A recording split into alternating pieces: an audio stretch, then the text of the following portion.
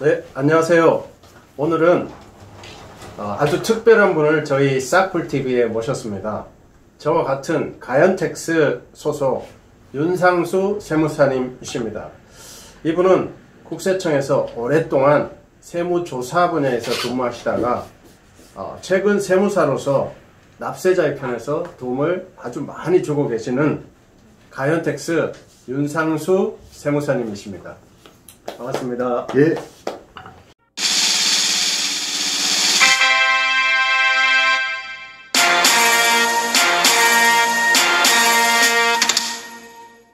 반갑습니다. 세무사 윤상수입니다.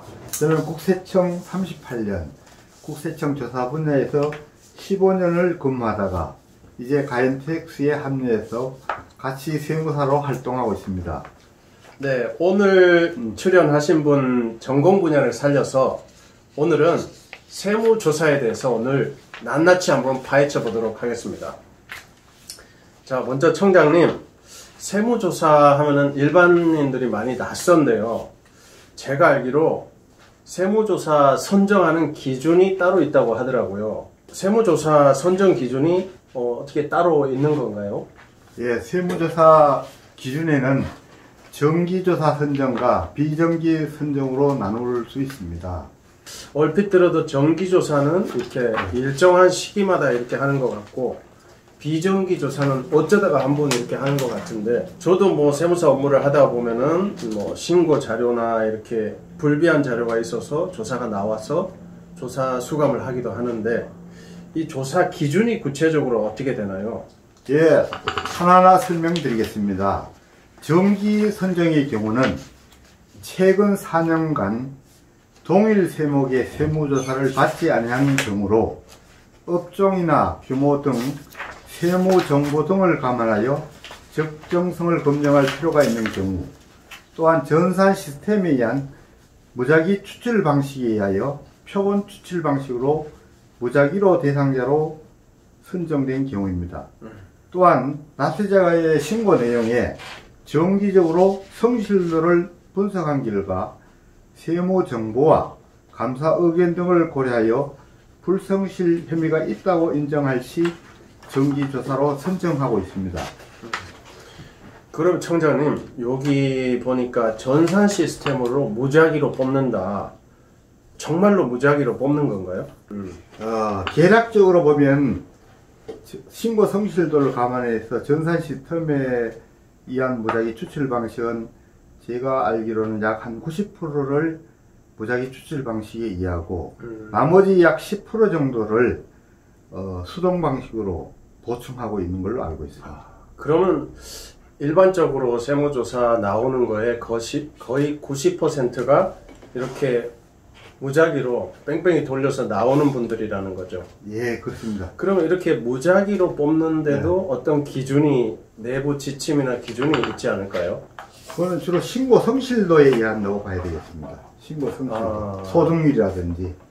세무사들이 일단 신고한 신고 자료를 분석해서 나름의 성실도 분석을 해서 우리가 국세청 홈페이지에 보시면 신고도움 서비스가 있습니다. 거기 보면 평균 소득률이라든지 그런 걸 참조하면 될 것 같습니다. 아, 그렇군요. 소득률. 결국은 소득이 높으면은 세금도 많이 내니까 이 무작위 방식에 안 걸릴 수도 있겠네요. 그러니까 평소에 자기가 그 지표를 보고 성실도 관리를 하면은 많은 도움이 될 것 같습니다. 그리고 그거를 100% 이 추출 방식을 하면 안 되기, 거기에서 예외적으로 그 세무 당국에서 세무 정보라든지 여러 가지 가세 자료를 참고해서 수동 형태로 이 무작위 방식을 보완하고 있습니다.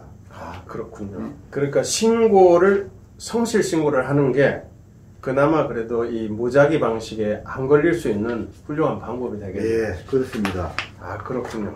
그러면은 이렇게 무작위로 걸렸는데 회사에 아주 중요한 그런 이슈나 중요한 그런 업무가 있어서 당장 조사를 받기에는 힘들다. 아주 중요한 프로젝트가 있어서 그럴 때는 세무조사를 좀 연기할 수도 있지 않나요? 예, 그렇습니다. 그 국세기본법에 보면 천재지변이라든지 납세자의 질병, 안 그러면은 그 수사당국에 서류가 뭐 예치된다든지 하면 거기 기본법상에 연기 사유가 명기되어 있습니다. 이거를 그 적절히 활용하시면 될 것 같습니다. 아, 그 구체적으로 보면은 이 유예 기준이 뭐 모범 납세자라든지 일자리 창출 기업, 투자를 많이 한 기업, 이런 기업체들은 뭐 1년, 2년, 3년 이렇게 연기도 해주는데, 그 모범 납세자 같은 경우는 뭐 세무서장님이나 지방청장님 표창을 받으면은 2년을 연기해 주잖아요. 청장님은 재직 당시에 이 표창장을 많이 주셨나요? 예, 그거는 뭐 그 자기 직책에 부여된 권한으로 주는 것이고, 받는 거하고는 좀 차원이 틀립니다.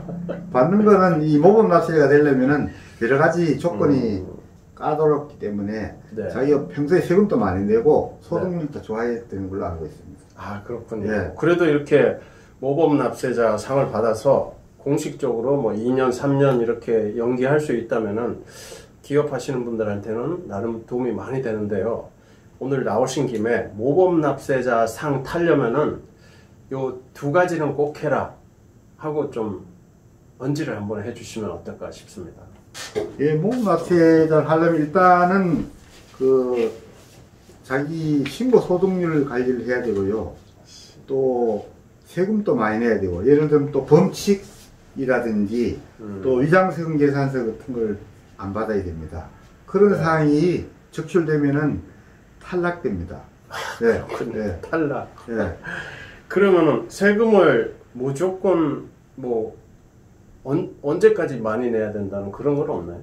뭐 한 해만 많이 내도 된다든지, 아니면 뭐 몇 년 동안 계속해서 많이 내야 된다든지, 아니면 누적해서 뭐 많이 낸다든지 이런 기준이 있을까요? 거기에 단기적으로 한 해만 내면 되는 게 아니고요. 꾸준하게 많이 내야 됩니다. 꾸준하게. 최소 뭐 네. 기간이 그런 게 있을까요? 그런 게 정해진 건 없고, 대략 제가 보면 한 3년 정도로 알고 있습니다. 아, 최소 예. 한 3년 예. 정도는 예. 세금을 꾸준히 예. 많이 내주는 많이 게 내야 좋다. 예. 아, 그렇군요. 그리고 보시면은 뭐 일자리 창출 기업, 투자 확대 기업은 1년 동안 연기해주고, 특히 올해 말까지 한시적으로 유예해주는 제도도 생겼다고 하더라고요. 올해 2021년 말까지 이것도 한번 말씀해 주시면 어떨까요?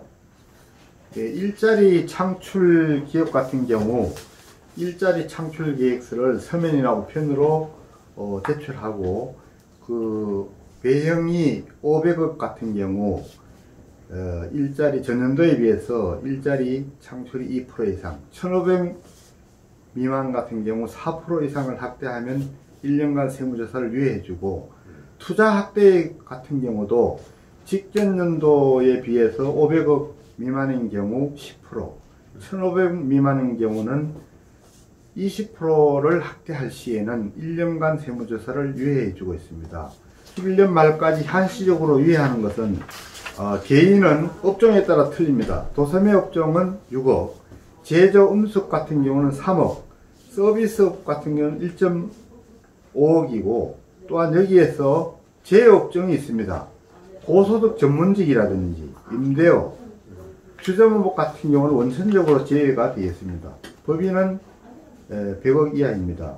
그리고 이런 한시적으로 제외하는 기준 중에서도 만약에 부가제적 기간이 도래한다든지 탈세 제보가 접수되면은 또한 제외되겠습니다. 또한 혜택은 뭐냐 하면 개인 같은 경우는 간편조사를 실시하는 것입니다.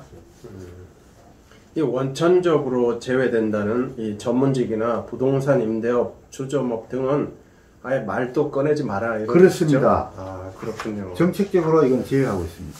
그렇군요. 이렇게 세무조사가 나와도 연기할 수 있는 방법이 다 있군요. 예. 네.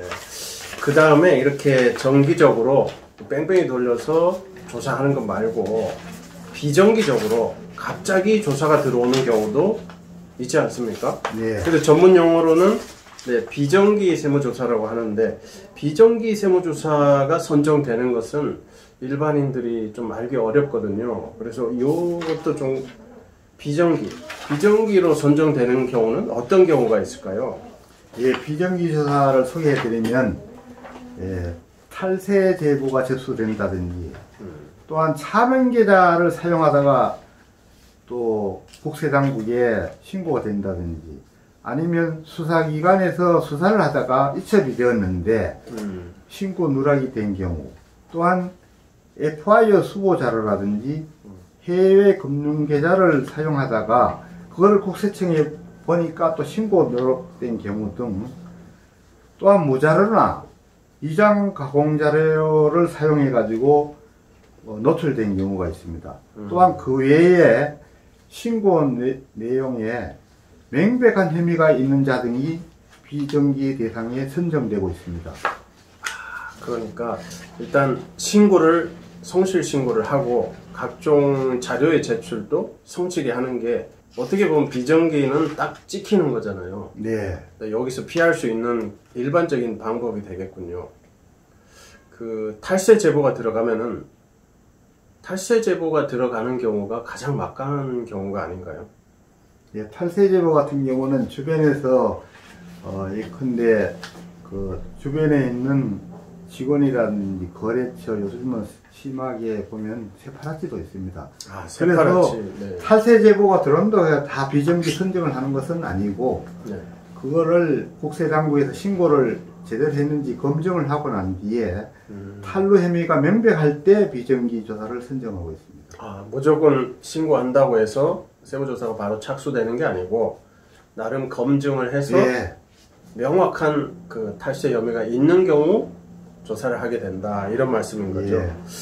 그러면은 탈세 제보를 할 때 그 정보를 제공해야 되잖아요. 예. 탈세 정보. 그 정보의 범위는 제가 알기로는 좀 어느 정도 구체적이어야 된다고 알고 그렇습니다. 육하 원칙에 의해서 자기 신분을 밝혀야 됩니다. 일단 자기 신분을 밝히고 예컨대 뭐 주소, 주민등록번호, 자기 신분이 명확해야 되고 일단 본인의 신분, 제보자의 신분이 명확해야 되고 신분이 명확해야 됩니다.